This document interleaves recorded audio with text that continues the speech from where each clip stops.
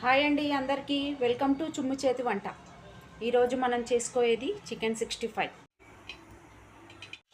పొద్దున్న మటన్ చేశాను, ఇప్పుడు చికెన్ చేస్తున్నాను.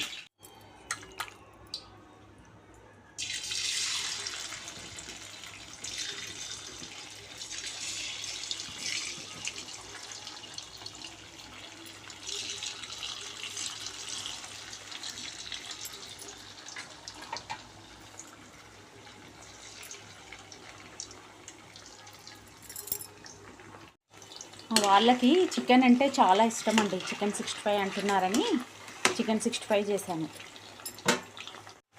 చూడండి, ఇలా కాల్చుకోవాలి.